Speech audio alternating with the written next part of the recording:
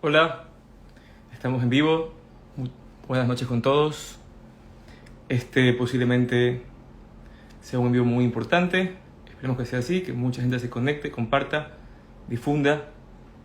Como saben, llevo una semana haciendo en vivos.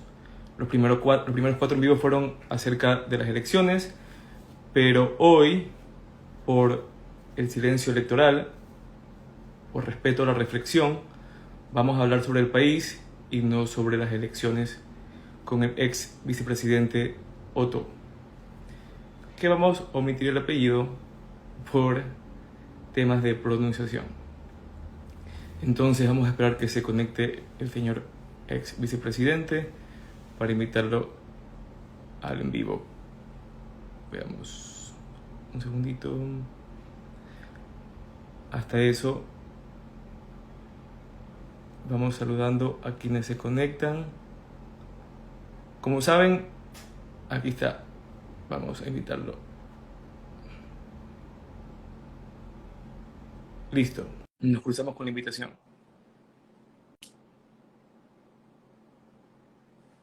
Estamos esperando que responda y comenzamos con el en vivo. Hola Otto, buenas noches. ¿Cómo estás, Max? Mucho gusto. Gusto de saludarte y gusto de conversar contigo esta noche y con todos los que se suman. El gusto es mío. Esto es como raro, ¿no? Porque estamos haciendo lo mismo, pero para ti es algo súper normal, común y sencillo, y para mí es un acontecimiento de que Ah, marca un antes y un después. ¿cómo vas a creer? Como cualquier entrevista, hermano. Uno más igual que tú. No, pero yo llevo poquitas, tú llevas cientos de miles, de miles, de miles de todo tipo, entonces sí cambia un poquito. Yo hice lo que tú haces, pero en esa época no estaba tan avanzado el tema tecnológico, pero lo hice durante 12 años, sí, entrevistar. Y era de las cosas de las que más aprendí, más disfruté. Sí, eso de ahí, bueno, primero saludarte, buenas noches. Está de más presentarte, todo el país te conoce. Te agradezco por el tiempo, sé cuánto amas el tiempo, cuánto respetas el tiempo tuyo y de los demás, lo valoro muchísimo. Y también, como tú dices, hice con un grupo de amigos lo que tú hacías, aprendí demasiado en la radio.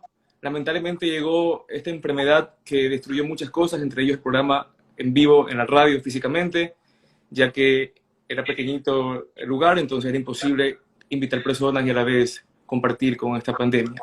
Te agradezco muchísimo y para ir rápido, porque yo sé que el tiempo, tanto para ti como para quienes nos escuchan, es oro, más aún hoy cuando hay tanto ruido en redes y es importante ser concreto. Quisiera ir por donde nadie va y es el Otto social.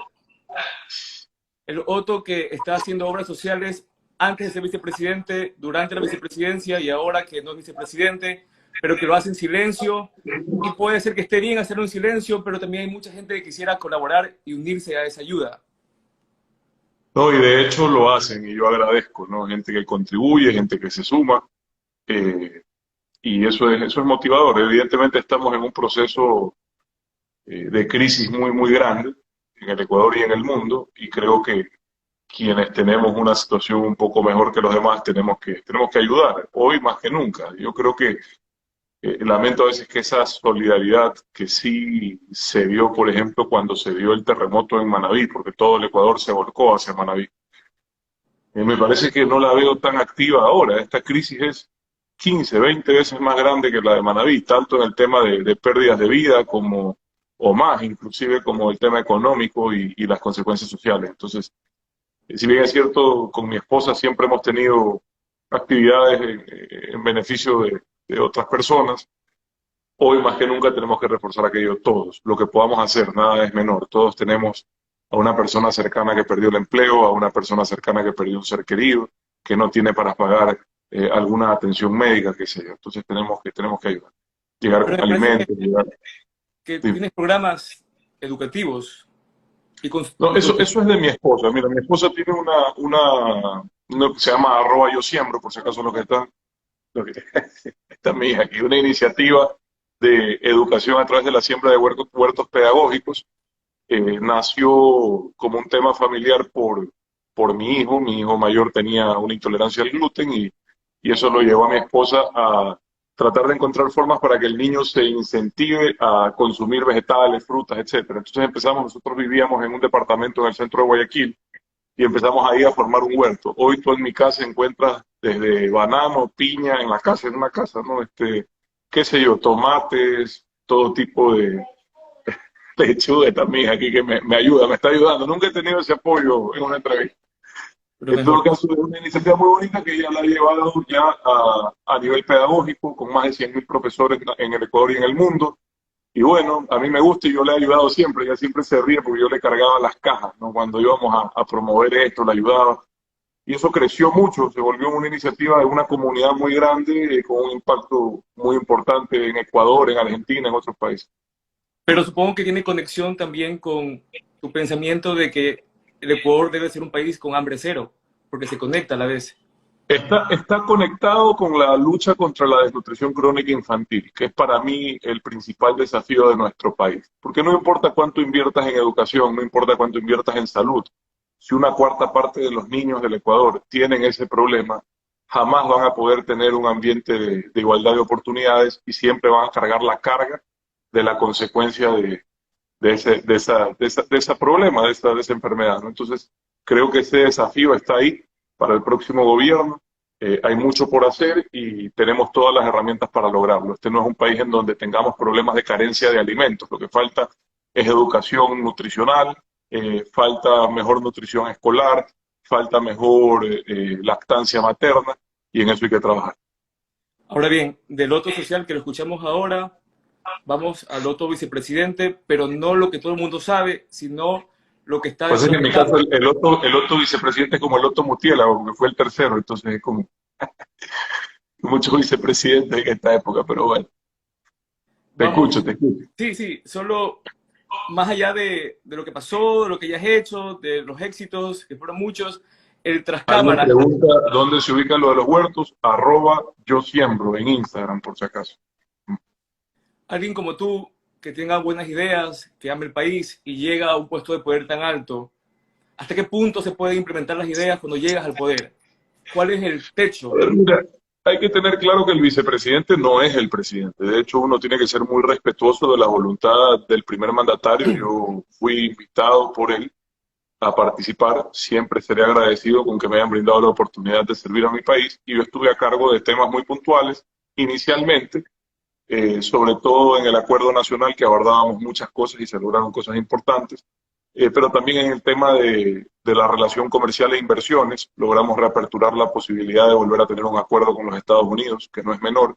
Mejoramos las relaciones internacionales con los organismos multilaterales, que son los que hoy nos han financiado durante la pandemia.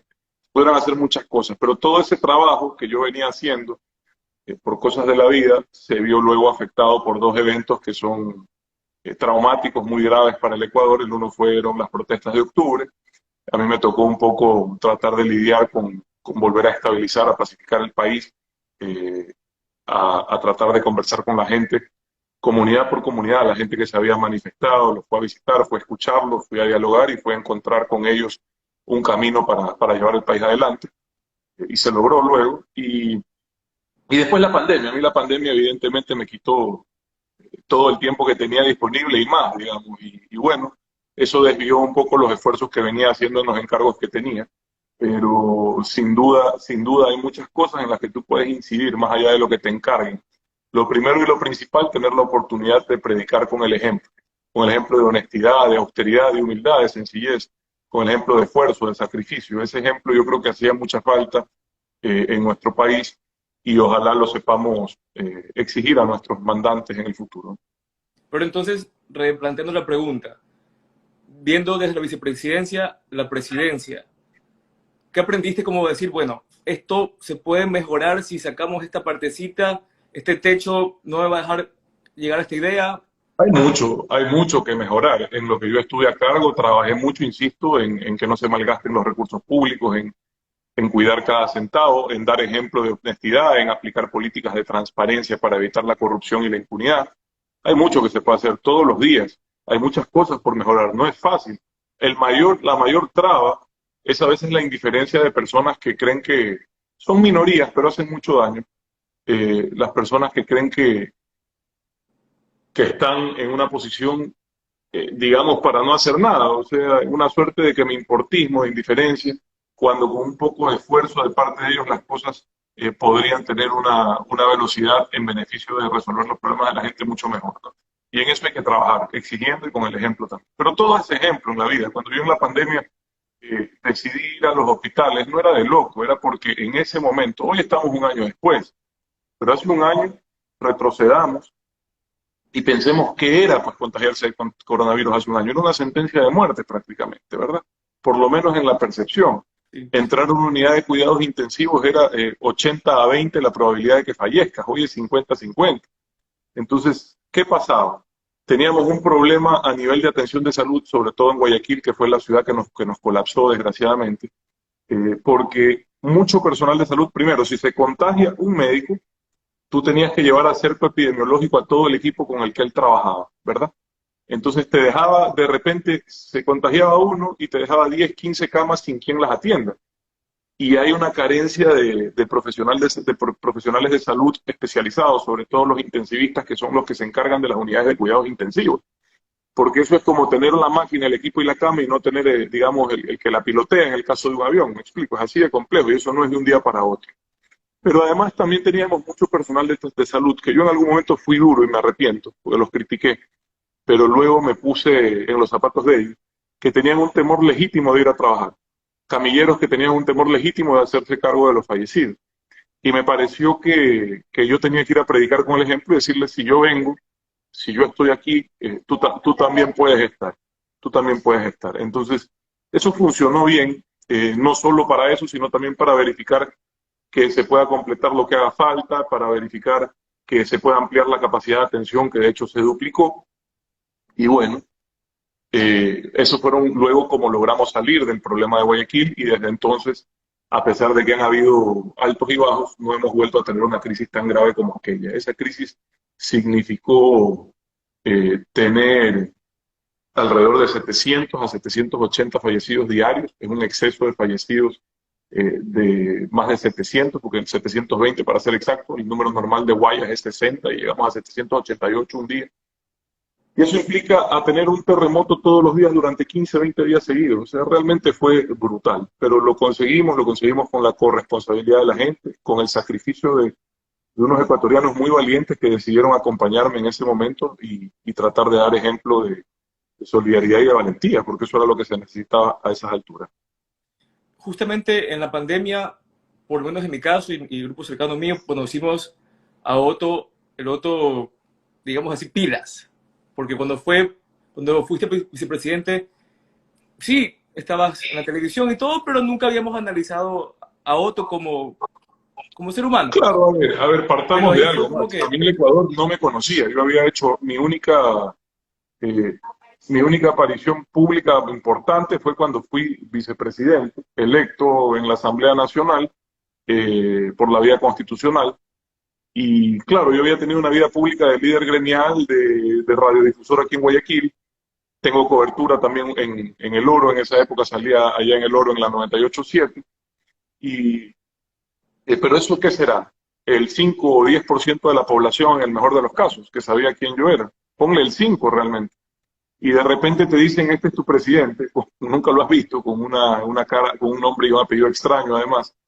Y bueno, pero adicionalmente, ser vicepresidente es un cargo delicado porque tú no puedes indisponer o parecer que haces más que quien realmente está a cargo, que es el presidente. Entonces yo siempre fui respetuoso de eso y siempre cuidé el espacio y respeté el espacio del presidente. Creo que eso es lo que le corresponde a un vicepresidente cuya única función constitucional realmente es reemplazar al presidente en caso de una ausencia permanente de él del cargo. Entonces, ¿qué iba a hacer yo sino ocupar mi lugar y ayudar en lo que podía ayudar? Sobre todo, trabajar en silencio, recorrer el país desde el primer día, porque estuve, qué sé yo tenía una agenda, yo solo estaba en Quito.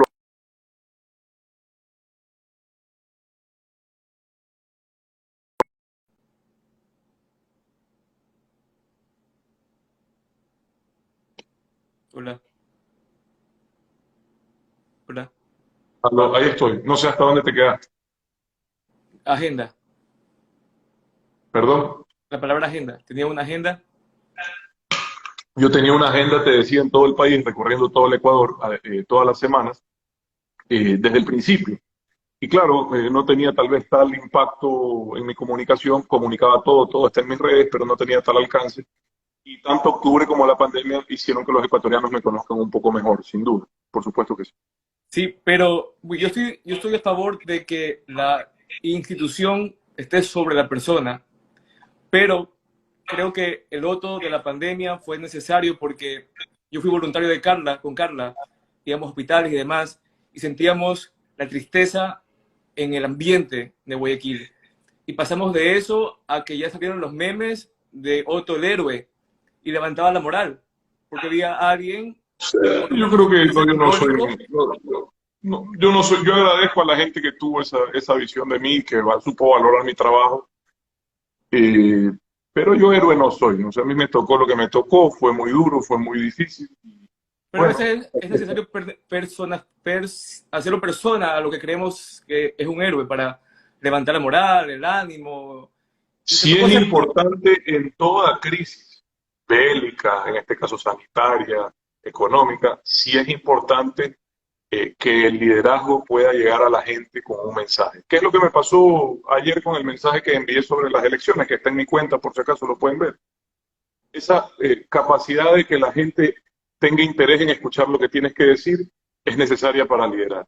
Y eso nace y eso funciona solamente cuando tú generas una empatía con el ciudadano en función de que él sepa que tú estás, en mi caso yo escribo todo lo que comunico, yo desarrollo mi comunicación y yo siempre digo, yo escribo lo que pienso y digo lo que siento. Y yo creo que eso lo lograba transmitir a la ciudadanía hasta el día de ayer, que me impresioné porque tuve, digamos que el mensaje del cierre de campaña, a pesar de no ser yo parte de ninguno de los dos proyectos ni candidatos, pero tenía un mensaje para el Ecuador y el Ecuador lo ha sabido recibir con millones de reproducciones en diferentes medios. Y eso te les iba a preguntar, agradezco mucho porque rompió les algún agradezco récord. mucho. Fue el mensaje más difundido el día de ayer, más que el de los candidatos. 10 a Eso, uno más que el de los candidatos. te iba a preguntar justamente eso, si rompió algún récord tuyo propio o un récord nacional, Sí, porque sí.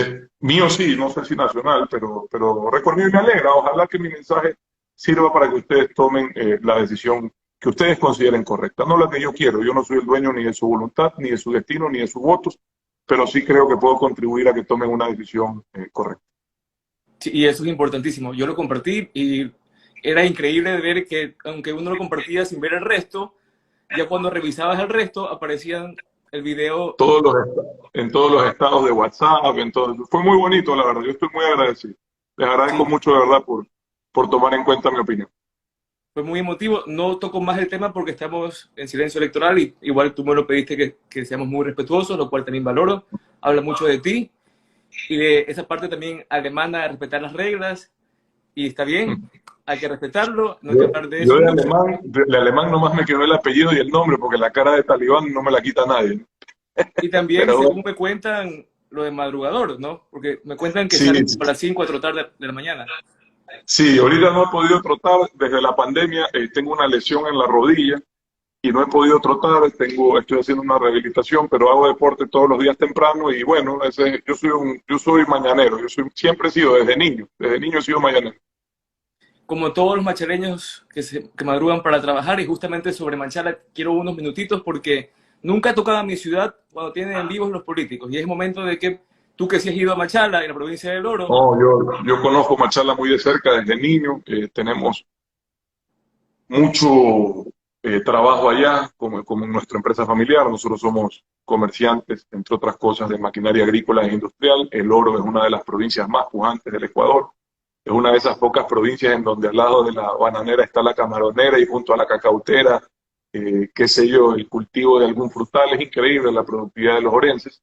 Entrando en otros sectores como la minería, en donde creo que hay mucho por hacer, sobre todo en materia ambiental. Hay algunas consecuencias negativas de un mal manejo de una actividad que es necesaria, pero que si se sigue haciendo mal, va a terminar siendo restringida, porque desgraciadamente hay personas que no entienden que si bien es cierto, insisto, esa actividad es importante, no se puede hacer destruyendo el ambiente y contaminando el agua de los demás. Machala para mí es una ciudad y El Oro una provincia muy, muy relevante del país, muy querida, muy cercana. Estuve varias veces ahí. Estoy muy contento de haber podido impulsar algunas cosas entre esas que se termine la infraestructura de agua potable y alcantarillado de Machala, El Guavo y Pasaje, si no me equivoco. Sí. Lo pude hacer en centenas, bueno, en decenas de ciudades del país, trabajando sin ver banderas políticas. Hoy eso ya está en manos de los alcaldes respectivos, son obras de ellos, de su gestión, de su administración, no de ellos, pues las obras son de los ciudadanos, ellos no ponen $1, pero espero que las hagan bien, que las hagan con honestidad y que cumplan con la ciudadanía. En su momento yo hice lo que me correspondía, que era hacer todo porque esas obras no se detengan y lleguen a servir a los ciudadanos. Pero tú como vicepresidente, que tenías información privilegiada, y ahora supongo que ya lo puedes decir, ¿cuál es el motivo del abandono a la provincia, a la ciudad, y por qué no tenemos la carretera hasta ahora? En 14 años. A ver, bueno, no sé, pues abandono, siempre uno siente que falta más y seguramente tienen razón. En cuanto a las competencias del gobierno, insisto, lo que yo pude hacer es apoyar a los gobiernos locales para que hagan las obras que son necesarias, con financiamiento. Sobre la carretera, para mí, uno de los grandes desaciertos del gobierno anterior era el hecho de que no se enfocaron en las dos principales carreteras del país. La una es sin duda Machala-Guayaquil y la otra es Guayaquil-Santo Domingo-Quito. Esas vías ya están concesionadas y de hecho creo que están trabajando en este momento. Seguramente yo ya no estoy en el gobierno, pero seguramente habrá el ruido de por qué ponen el peaje, bueno, y que hay que pagar porque es una concesión, pero en todo caso esa vía es fundamental y cualquier gobierno que llegue tiene que enfocarse en esa vía desde mi punto de vista. Sí, en realidad solo pedimos eso. Cuando decía abandono me refería a la vía más que a otros temas, porque queremos Sí. trabajar y podemos hacer las cosas Pero juntos no a solo veces, los pero machaleños, todo el Ecuador se beneficia de esa vía porque es una vía además importante en la conectividad binacional, importante en la movilidad agrícola y productiva, es una vía muy valiosa. y aún no está, lamentablemente. Pero bueno, esperemos que sea quien sea el próximo presidente la termine cuanto antes. Y, insisto, ya está concesionada y debe de haber un plazo de terminarse entre 3 y 4 años. 3 y 4 años más. Es por partes, es por fases, sí. Ah, bueno, esperemos que la parte que está más angosta sea la que tenga prioridad. Mm. Bueno, yo tengo muchas Desde- preguntas, pero el tiempo es corto y lo que más se repite es otro presidente. Supongo mm. que cada vez que te entrevistan es lo mismo y supongo También, que cada también, vez lo también, evades, también, también hay los que no piensan así, yo los respeto, yo en eso pero no soy son súper minoría, respetuoso. por lo menos en este en vivo es minoría. Lo que no me gusta es Yo no soy irrespetuoso ni con las personas que considero que son, no digo enemigos porque yo no tengo enemigos, pero rivales. Hay personas que creen que la política es el odio, el berrinche, el bochinche, el insulto, y yo creo que he podido demostrar que eso no es necesario para hacer bien las cosas. Eso es parte de lo que tiene que cambiar. Yo pude trabajar en los momentos más difíciles, a veces molesta, a veces sin duda te afecta, pero vas aprendiendo que en la mayoría son personas que a las finales les ha faltado tener un poquito más de educación y que hay que ayudarlos a que aprendan a respetar y a ser un poco más sensatos en sus opiniones. Esa es mi visión. Yo al menos, insisto, hasta en eso predico con el ejemplo. Ayer un ex líder político y repetidas ocasiones me faltaba el respeto y le respondí de la forma más elegante que encontré para que sepa que yo no voy a caer en el juego del berrinche y el bochinche porque ahí sí pierdo, eso nunca ha sido mi juego. Yo gano en el juego de la verdad, en el juego de la discusión de ideas, ahí gano, sin duda. Pero en el juego del berrinche y el bochinche me meten goleada, no es lo mío, no me gusta. Nunca me han gustado ni las novelas ni las peleas, siempre me ha gustado la verdad, la sinceridad, la objetividad. Y el Entonces, futuro mío, lo dirá el Ecuador. Yo en este rato estoy trabajando en un proyecto que una al país en función de objetivos, que no lo divida por ideologías. Yo no creo en estas divisiones de izquierda y derecha, porque al final del día la gente no quiere ir ni a la izquierda ni a la derecha, que va a los lados no avanza, la gente quiere ir hacia adelante. Y la única forma de ir hacia adelante es enfocarse en los objetivos. Las discusiones no son si primero es el capital o el Estado. Tanto el capital como el Estado son herramientas, no son fines, son medios para llegar a los objetivos que nos son comunes, para concluir la infraestructura básica sanitaria, agua potable, alcantarillado, tratamiento de aguas servidas, para erradicar la desnutrición crónica infantil, para dar educación y salud de calidad gratuita a la gente. ¿Ustedes creen que eso es de izquierda o derecha? No, esos son objetivos de gente sensata, que son los únicos que nos van a permitir sacar el país adelante. Entonces, ¿tendremos a Otto como presidente o no? Lo puedo decir yo, eso, como te digo, dependerá del futuro, del proyecto que presentemos, y además el proyecto no se trata, sobre todo, no se trata de mí, se trata insisto, de tener ideas claras, y si mañana hay alguien mejor preparado, más capaz que yo, que seguramente lo encontraremos, pues impulsaremos ese perfil más. Una de las cosas que a mí más me fastidia de la política es cuando los proyectos políticos toman el nombre de alguien. No me gusta, no me gusta, no me gusta cuando... Sí, pero suena porque, por lo menos esperanzador y un poquito fresco saber que figuras como tú, como Herbas, como Pablo, como Freile, como todos ellos que son nuevos, por lo menos tienen un mensaje fresco, un mensaje diferente, un mensaje nuevo, y queremos escucharlos, queremos aprender de ellos, queremos elegirlos también.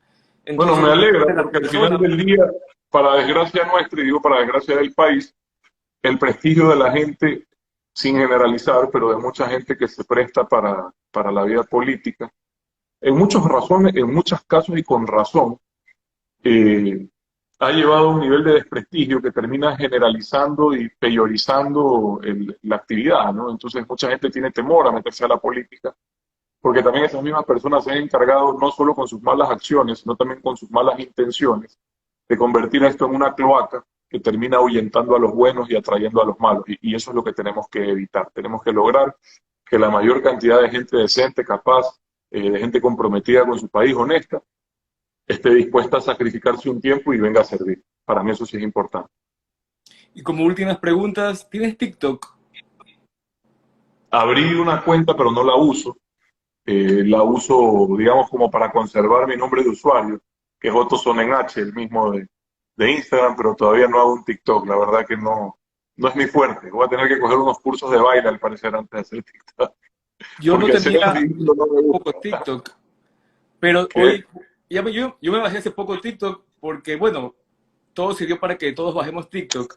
Y hoy publiqué un video diciendo que te iba a entrevistar, pero no encontraba @Otto, entonces, Es Otto Sonnenh, igual mi apellido hasta la H, porque si lo pongo completo no entra. Así que y Otto Sonnenh. por si acaso, yo también pensaba como tú que TikTok era una plataforma digital solo de bailes, pero es un universo de información gigante. Hay de todo Sí, tipo de... sí. Y esta campaña ha demostrado la potencia de esa red, ¿no? Y el impacto de esa red si se la utiliza con fines comunicacionales positivos. Lo que no es, mira, Twitter, mi hija pequeña que estaba aquí hace un rato, tiene 9 años, cuando se enteró que tenía Twitter me dice, papá, pero si esa es la red del odio, me dice, tú no puedes estar en Twitter. Y claro, tú sabes que hay muchos políticos, por ejemplo, la canciller alemana y el presidente de Alemania no tienen Twitter, ¿ya? Porque es una red que está muy contaminada por troll centers, por ataques, y está contaminada por el direccionamiento de la información y de la opinión basado en mentiras. O sea, ya está dañada en muchas formas, pero sigue siendo un vehículo importante de comunicación. A mí me gusta Instagram, me encanta Instagram, me parece que es más sana, me parece que todavía está más del lado de lo positivo y lo propositivo, y eso yo lo disfruto más. Y Facebook es la mamá de las redes sociales todavía en el Ecuador, ¿no? Sigue siendo la mamá de las redes sociales. Pero el crecimiento de TikTok y de Instagram es muy importante. Sí, y todo el mundo lo subestimó. Y todo el mundo subestimó el poder de los jóvenes, porque decían, ¿qué pueden hacer ellos ahí más que bailes? Pero cuando tú dejaste una libertad a la gente de que haga con su mente cosas, hubo tanta creatividad que la campaña se movió en TikTok, con videos, no solo bailes, Cosas con que educación. son formas de comunicación. Y mira tú, inclusive la política, si quiere sobrevivir y crecer y seguir despertando el interés de la gente, tiene que tener otros métodos de comunicación, esa comunicación tradicional del político internado, ensacado. De hecho, yo no sé, hay muy pocas fotos mías con saco y corbata, tú encontraste una, pero yo casi no he usado. Yo siempre me he visto así, ando tranquilo, relajado, hablaba sin podio, mi forma de comunicar no es impostada. Recuerdo que cuando llegué a la vicepresidencia había 3 personas en el área yo no sabía, había un área de discursos, para escribir discursos. Evidentemente no necesitaba 3 personas y bueno, quedó una, me parece. Y seguramente una persona muy capaz y yo muy agradecido con esa persona.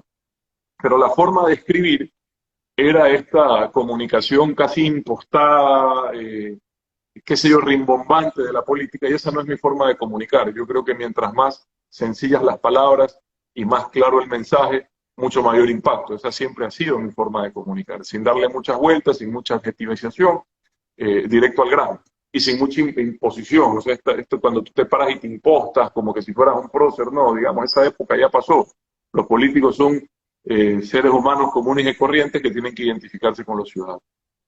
Otto, yo conozco, según lo que tú has contado, que fuiste DJ, pero lo que recién me enteré por redes, que eras catedrático. Y Claro, me escribió, según mi amigo, que es o fue tu mejor alumno o el más querido, Gustavo Izurieta. chuta, gran tipo Gustavo, gran tipo. Todavía por ahí a veces me escribe. No sé en qué se halla, eso sí, ya me olvidé, pero de primera. Yo tuve buenos alumnos. Yo estuve 2 años en la Universidad Católica Santiago de Guayaquil, en la Facultad de Economía, en la Facultad de Ciencias Empresariales, perdón, dando las clases de Economía. Y sí, entre esos Gustavo, de primera, de primera. Y fui DJ también, cómo no, yo me fui a vivir a Alemania cuando tenía, pues yo digo, yo no me avergüenzo de mi pasado, para mí todas las experiencias me Suman. nutrieron, me hicieron quien yo soy hoy y, y yo soy orgulloso de todo lo que he hecho, inclusive de los errores que he cometido en mi vida porque me han permitido aprender de ellos. Pero yo fui DJ porque cuando me fui a estudiar de 17 años, llegué a un pueblo pequeño que se llama Passau, al norte de Múnich, y conseguí un trabajo en un bar. Y era mesero, o sea, trabajaba de mesero y en ese bar había una discoteca al lado y un día pues faltó el DJ y me puse a trabajar y terminé trabajando 2 años de DJ y ganando súper bien, la verdad que me fue muy bien. Terminé poniendo música hasta en Francia.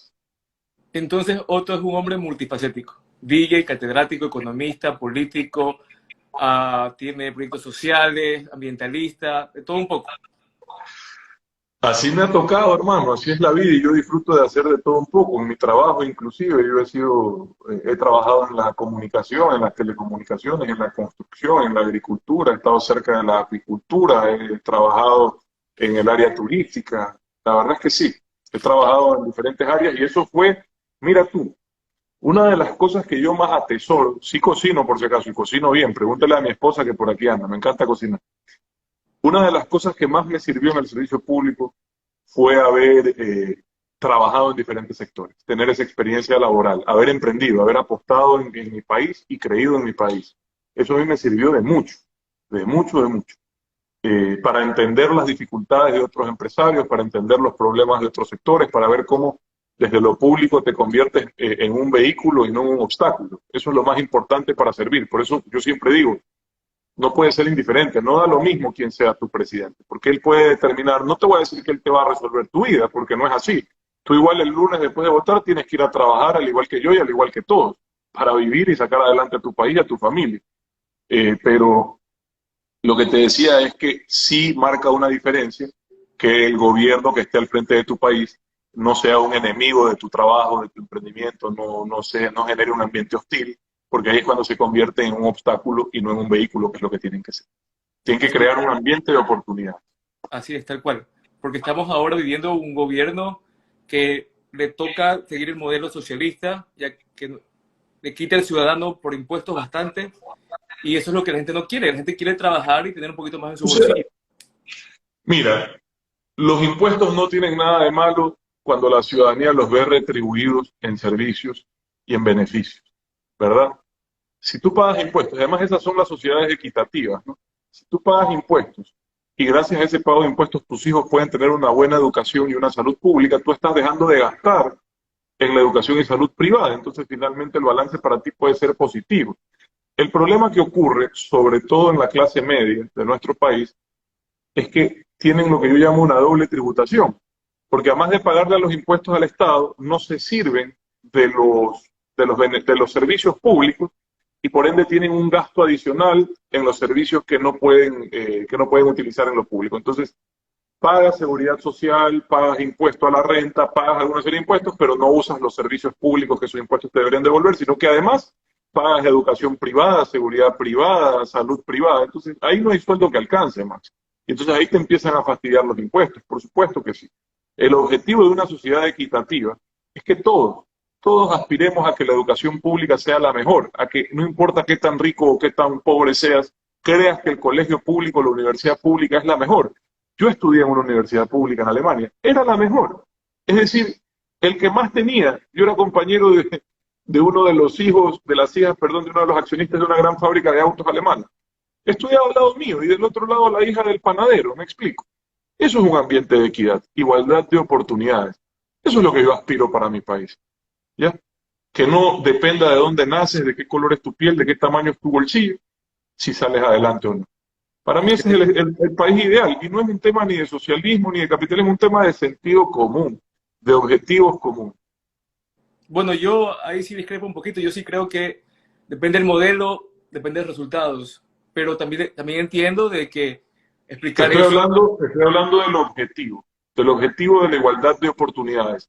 Yo no creo que eso dependa de ningún modelo, te soy sincero, y si algún modelo dice que los ciudadanos no se merecen una igualdad de oportunidades, y cuando te digo igualdad de oportunidades, que te hablo de equidad, no de igualdad como tal, porque no todos somos iguales, no todos tenemos los mismos objetivos y no todos, o las mismas ambiciones y no todos tenemos los mismos talentos, pero sí todos nos merecemos las mismas oportunidades, y en eso es lo que hay que trabajar.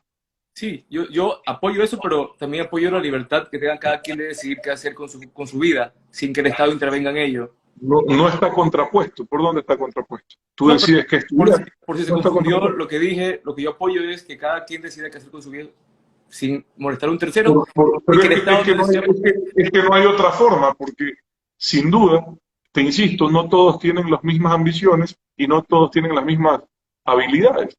Entonces no todos pueden hacer lo mismo, ni nadie puede decidir por ti qué haces, pero Podemos sí ser te mereces la desiguales, pero oportunidad. desigualmente prósperos y desigualmente felices. Es que la felicidad no es un tema relacionado ni con tu éxito económico, la felicidad depende de cuáles son Por tus eso. aspiraciones. Feliz no es el que más tiene, sino el que menos necesita. Es Pero así por de eso, no sencillo. una igualdad material, sino una igualdad en lo moral. Ser todos iguales ante la ley. Y desigualmente en lo material, pero que todos tengan lo necesario o mucho. Equidad es igualdad de oportunidades, nada más. Igualdad de oportunidades, Y ya nada para más. terminar, un mensaje para el Ecuador, justo en este momento que es lo más importante que queremos, es un mensaje de optimismo. Bueno, que el día domingo tenemos que ir a votar, que lo tenemos que hacer con responsabilidad no solo cívica y ciudadana, sino también sanitaria, porque estamos en una situación, bueno, adversa en el sentido de la pandemia que no termina, y que el país debe de salir de una crisis muy profunda, que no solo es nuestra, sino global, que ha golpeado muy duro a muchas familias y que eso requiere de unidad. Que cualquiera que gane, ojalá sea quien puede realmente convocar sin odio, sin división, a los ecuatorianos a trabajar juntos. Me preocupa lo que veo a nivel legislativo porque parece que va a ser una asamblea muy polarizada, muy dispersa y bueno, ojalá no se presten para empezar a convertirse en piedras en el camino de un proyecto. Creo que el país necesita encontrar un proyecto que nos una y que nos permita, insisto, superar esta tremenda crisis. Yo creo que la parte más dura de la crisis ya pasó en el momento en el que se estabilizaron las cifras de fallecidos en el país, en el momento en que se renegoció la deuda externa y se consiguió el financiamiento de los multilaterales y se logró salvar la dolarización, pero eso no significa que no sigamos en una crisis muy grande. Otto, muchísimas gracias por tu tiempo, por tus palabras, por lo que enseñaste a todos, por dar este mensaje de esperanza, el de ayer, el de hoy, y el de responsabilidad ciudadana, que también nos falta muchísimo que aprender como país, ser responsables, saber que nuestro voto también implica responsabilidad de lo que estamos eligiendo. Te agradezco por eso, por el tiempo, bendiciones para ti, para tu familia, y espero que Dios nos bendiga a todos, espero que Dios intervenga también en estas votaciones para que se elija lo mejor del país y se entregue sabiduría a quien nos gobierna, sea quien sea. Por si acaso, como les dije ayer, el nulo no es una opción, no es una opción, el nulo no está en la papeleta, no te quedes en blanco, no anules tu futuro, por favor. Eso sí, se los quiero decir, de verdad. Tomen una decisión. A ninguno de los dos, y a mí tampoco, posiblemente ninguno de los dos sea mi candidato predilecto, nunca hay un candidato perfecto, pero como les dije, es una opción que está bien explicada, la de mañana, y ojalá la tomen bien. Nada más, vota bien. Gracias, Muchísimas más. Saludos. gracias. Buenas noches. Hasta luego.